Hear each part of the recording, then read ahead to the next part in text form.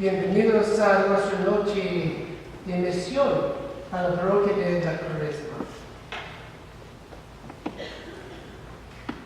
Welcome to our mission. At the beginning here of this Lent,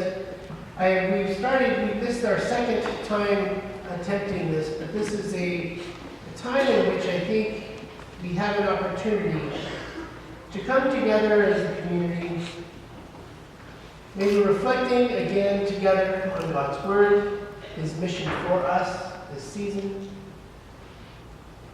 We will do so tonight in two languages, English and Spanish. And we will also enter into a time where we allow God to be God as He presents Himself to us in the Eucharist. Permítanse los corazones de ustedes para estar abiertas con la música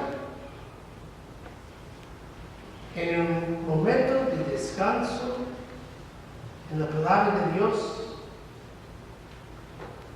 y finalmente en la adoración del Santísimo Sacramento. Allow your hearts to be moved tonight, be touched by the words of the Gospel, by the promptings of our Holy Father, by the music that our ministers are offering to us, and finally, the Blessed Sacrament. Take this as a time to rest in God, you looking at Him looking at you, making your plan, His plan for you for these 40 days.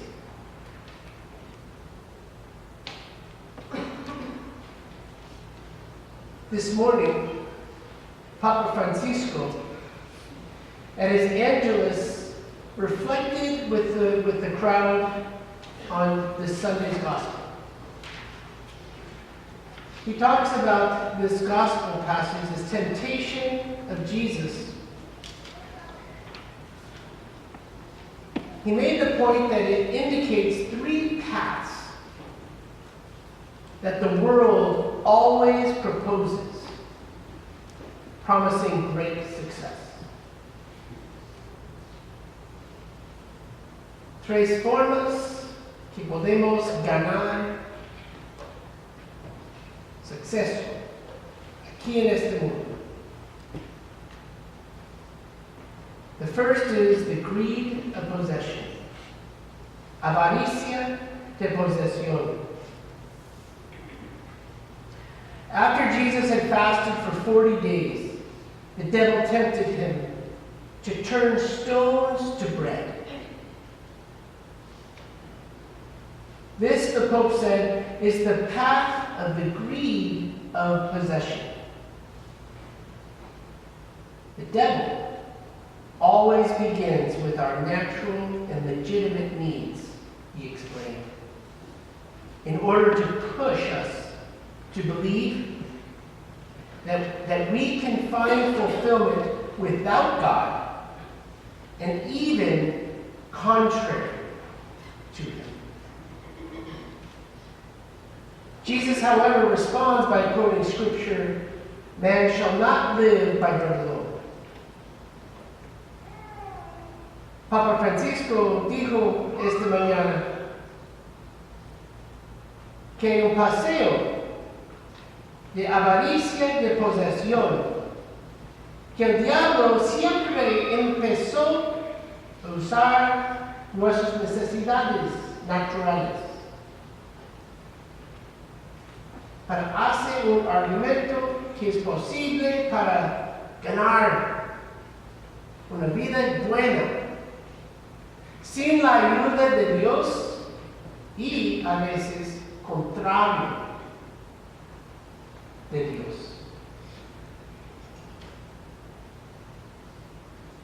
Pero Jesús respondió que el hombre no vive solamente por el pan. Thinking about this greed of possession,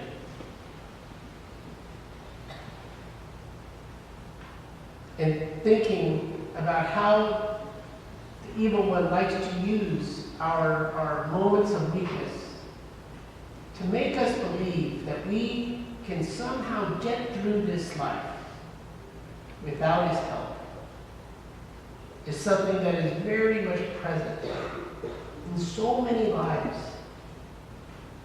in our world today. In so many of our communities, in our community, sometimes in our homes, sometimes in our very selves. How many times have you thought to yourself, like if God only did A, B, or C, things would be better? Somehow we like to think that we know better than God. We'll even talk to each other about it. Listen to our prayer. En sus plegarias. Están preguntando que quizás ustedes piensan que yo sé que Dios necesito hacer.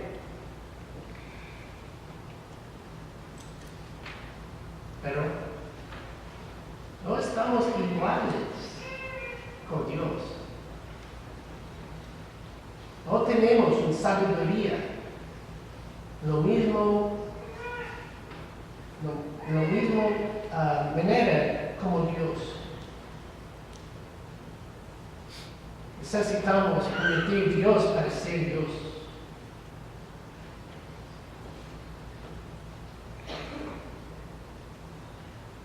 The third temptation, he talks about the path of human glory. El paseo de gloria humana. The second temptation is the prospect of becoming a powerful and glorious Messiah. The prospect of becoming a powerful and glorious Messiah. This may seem weird. This may seem like totally out of whack. But Pope Francis describes it as the path of human glory. This continues. This is totally connected to our egos, to our desire, that broken self-determining will that doesn't want to let God be God, but it wants God somehow to listen to me.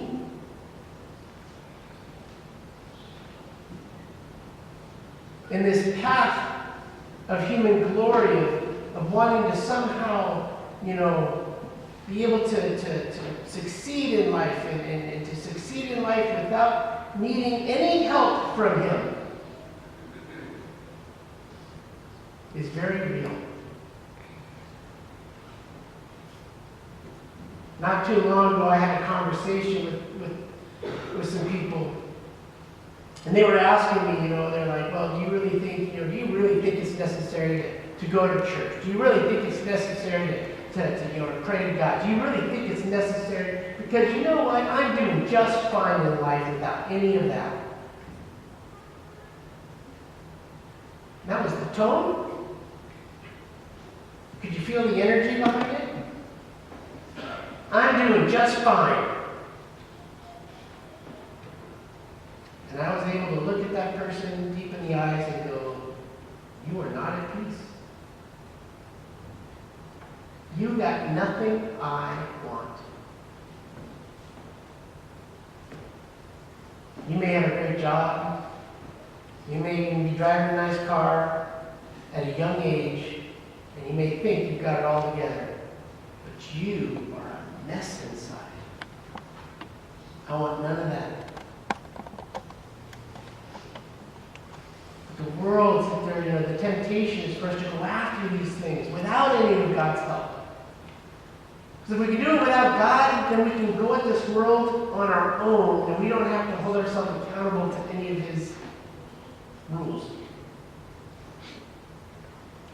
And we think that somehow freedom from the will of God will finally have peace. Because there will be no sin. And that's a teaching of the devil.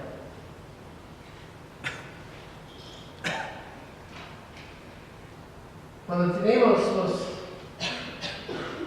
deseos que yo quiero vivir este mundo sin la ayuda de Dios, no es necesario yo recordé un tiempo cuando estaba estudiando español en Colombia. Estaba un domingo y yo fui a la misa. Y después a la misa yo llegué a una casa con esta familia y este hombre de la casa me preguntó, ¿crees que es necesario para ir a la misa cada domingo? Yo soy católico, pero no es necesario. Pero, mira, yo tengo muchas cosas, una casa bonita, tenemos todo lo que es natural en el mundo, podemos ver las cosas de Dios. No necesito ir a la misa. ¿Crees que es necesario? Sí, absolutamente. ¿Qué dijo a Dios este día a usted?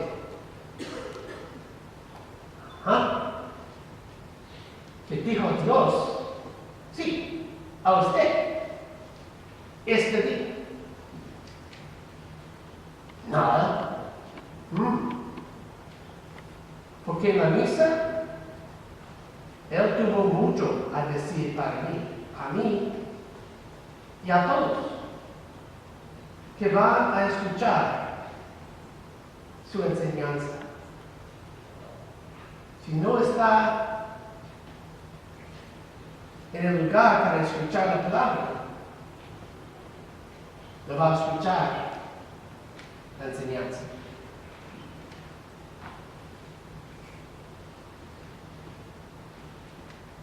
Y este hombre no tuvo nada que yo quiero. Él no tuvo paz.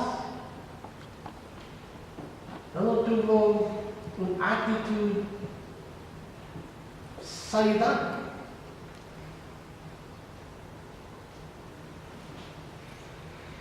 The third temptation, before I get to the third temptation, this is where I want to just zero in just a little bit, is that Pope Francis speaks about this bowing down before the idols of money, success, and power. That if we really allow this world to take us out of the practice and the walk with Christ, it will corrupt us. Si queremos vivir contrario del camino de Jesucristo, vamos a caer en corrupción.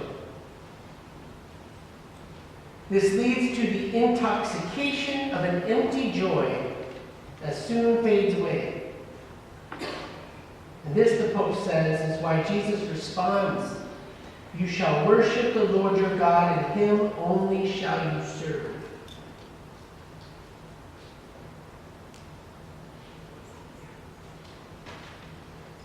Necesitamos adorar nuestro Señor y poner nuestro servicio a Él solamente. Finally, the Pope is talking about instrumentalizing God, usando Dios por un instrumento. The devil leads Jesus to the pinnacle of the temple in Jerusalem and invites him to cast himself down in order to demonstrate his divine power.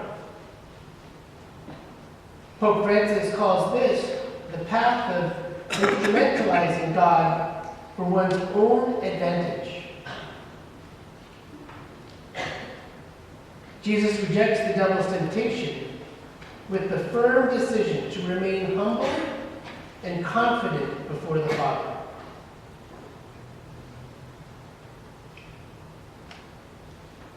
But this instrumentalization for God is one, for one's own advantage, is something that we fall to all too often. And Lent is an opportunity for us to stop doing that, or at least try to stop doing that.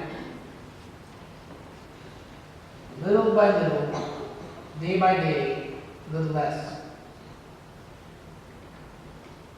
Instrumentalizing God is simply those prove it prayers. I made them. I had a prayer when, I used to make prayers all sorts of ways. But in a key moment of my life, I made one of these instrumentalizing prayers, and God has answered it. And it was that moment where I really wanted, with all of my heart, probably for about 5 years, to follow my father and work for LA County Sheriff's Office. That's what I wanted. With everything. I used up every bit of my vacation time, all of my resources, traveling wherever I needed to travel, to receive training, to do the tests, to engage interviews and mock interviews. And time after time again, I would always be, because they'd come up with a list of people to get hired for the academy. Time after time, I was always the person right underneath the line. Very frustrating. 5 years. And then I sit there and thinking about that. In the midst of that, I'm kind of instrumentalizing God. So this isn't, God has a way of taking our weakness and turning it into a great strength. Because I was constantly getting mad at that. I would just react to that very, very angrily. I had a big punching bag in my garage. I was going through all that and punch crazy. And then my prayer was always like, God, if you could do this for me, then I will serve you better. Making deals with God. Negocios con Dios. And then I would be kind of put down, go to Mass, and I would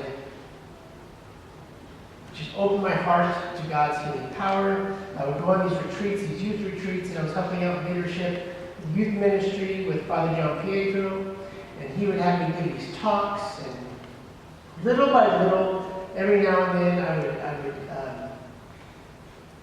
do these 5 years. I would deepen my faith in my journey with Christ. At one point, Father G would move off to Italy, and then I would find myself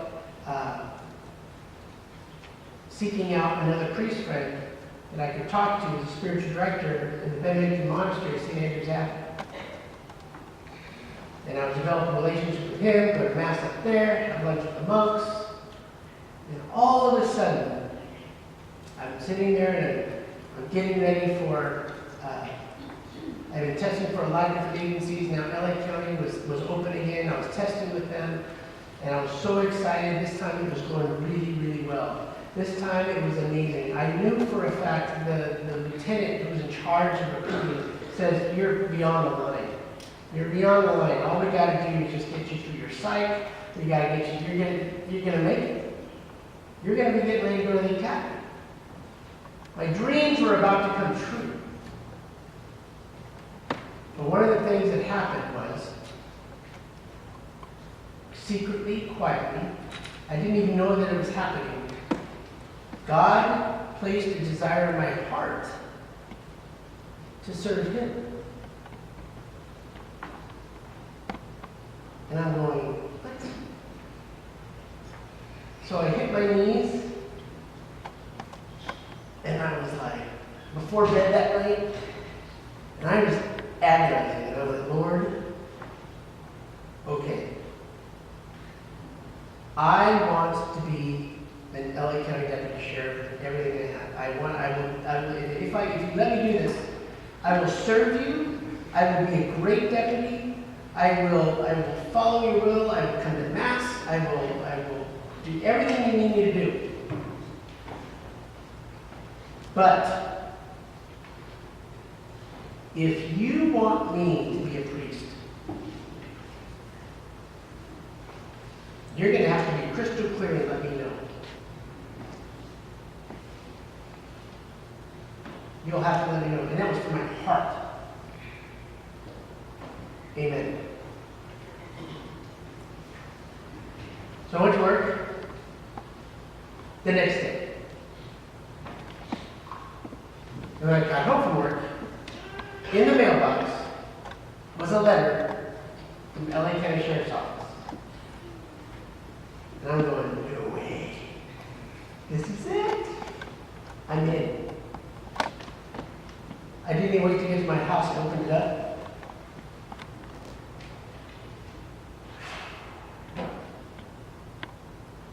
Dear Mr. Weeks, we are sorry to inform you, but we have placed a hiring freeze on all activities throughout LA County. We will not be able to hire you at this time.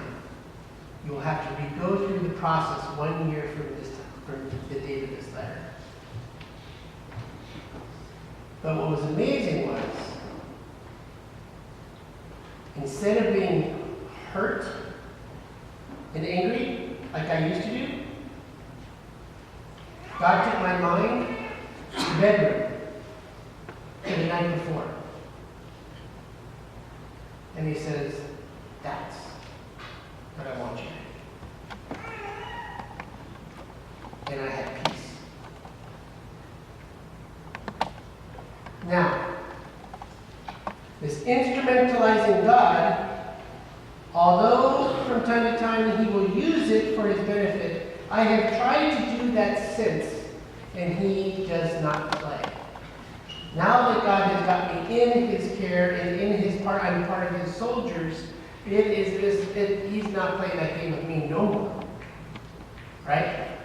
Because it's all about growing. The mature faith is about following, not directing. But he had me right where he needed me.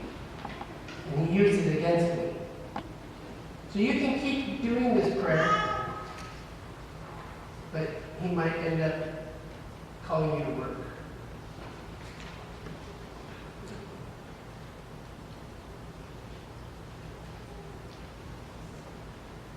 All of these temptations, these three temptations, Papa Francisco dijo, he says, they're really illusions. They promise success and happiness. Ellos son ilusiones, ellos promesos suceso y en una sentir de contento. But in reality, are all completely foreign to God's way of acting. In fact, he said, they actually separate us from God. Greed of possession, wanting to have more things. Path of human glory, wanting to have power and influence. We look through our world, we look through our government, we look through our church, power and influence. This is where we sin against each other. This is our ugliest forms of ourselves. This is not good. This instrumentalizing of God, this wanting simply to play deals with God, to sit there and place ourselves on equal setting.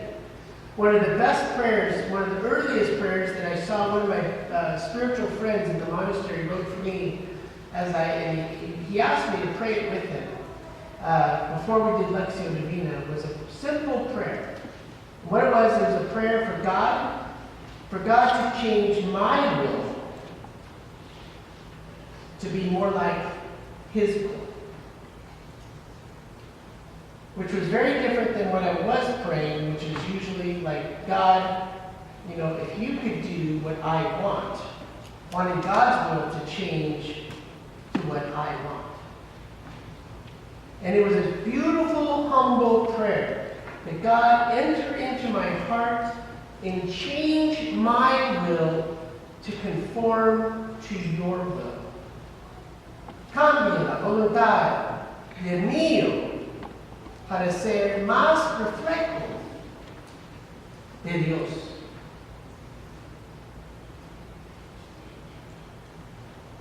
Es muy importante.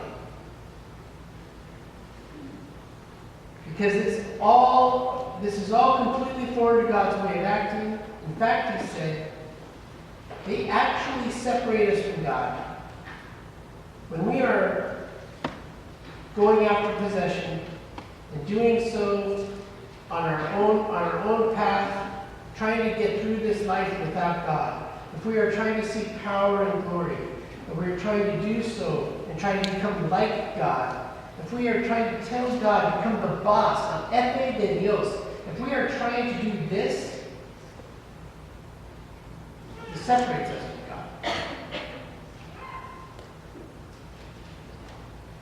And it separates us from God because when we do this is the work of Satan himself.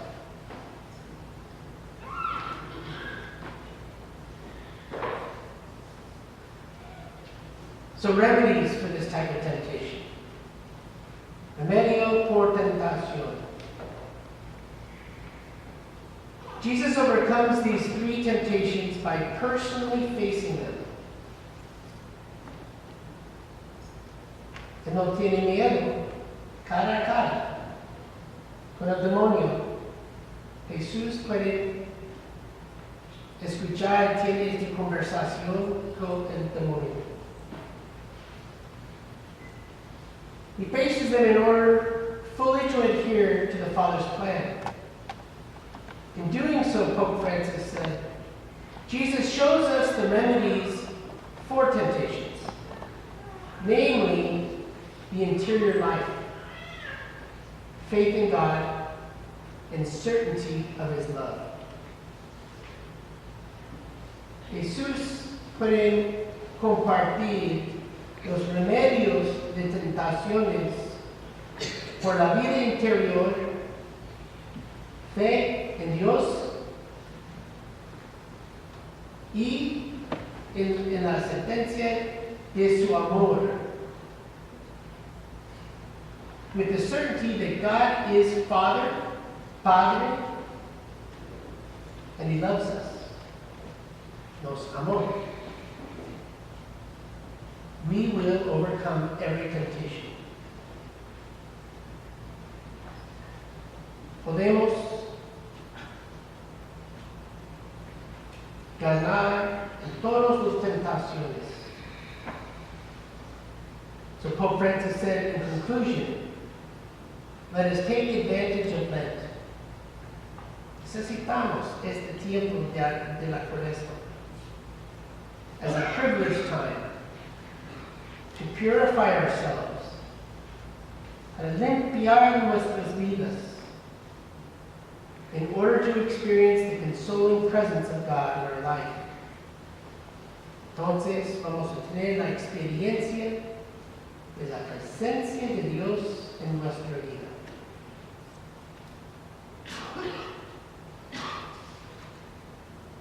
As I said, my message for this weekend,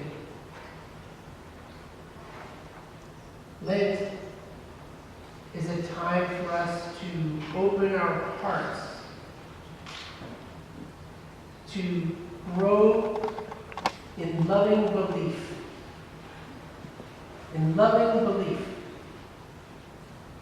in Jesus Christ and in the instructions he gave to us to live in this world. If we could grow to having that same type of mother or father has for their child, and not just an idea or a knowledge of God, but a real love of God, or that type of love that I would have for one of my nearest and dearest friends, that type of love. I think about what that drives me to do. That drives me to want to be with them. It drives me to want to speak with them. I want to know more about them. I want to defend them. And simply, I don't ever want time with them to end. That's a good relationship there. That's what the heart cries for. Well, tonight, in Eucharist Adoration, esta noche de adoración, vamos a tener una oportunidad para construir una relación más fuerte con Jesucristo, para pasar el tiempo con Él, cara a cara. Vamos a tener una oportunidad para aprender de Él, para ofrecer en canción, oración, mi corazón y los corazones de ustedes a Él.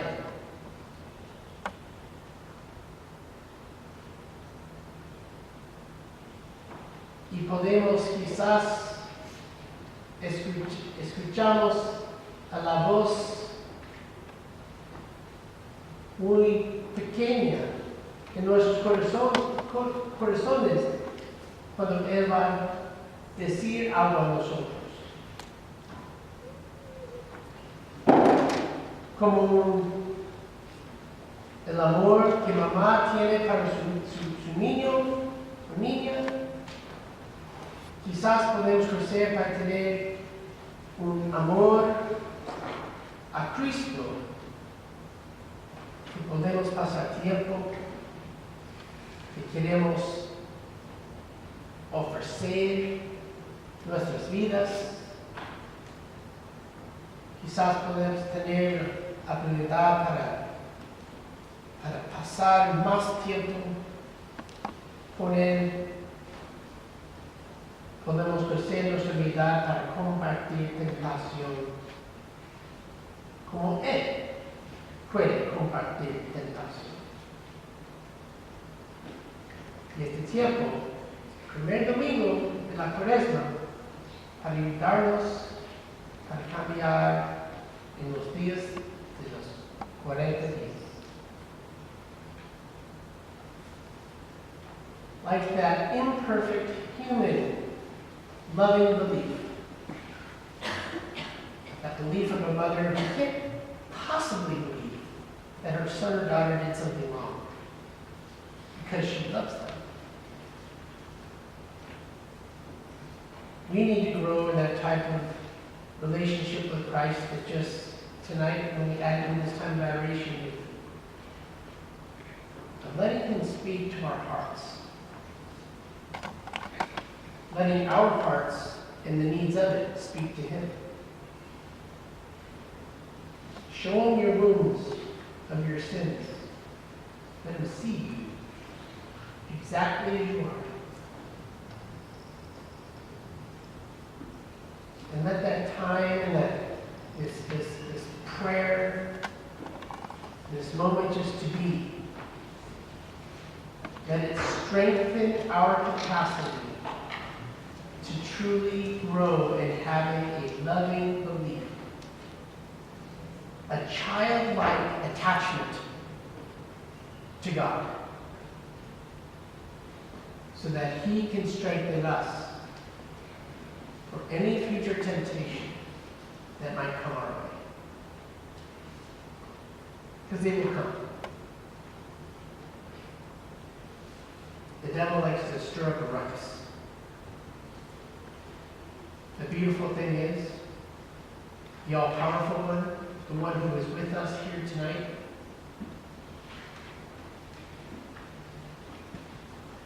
can take him out. So we don't have to be in fear. Lent is not a time for us to grow in fear. Lent is a time to grow in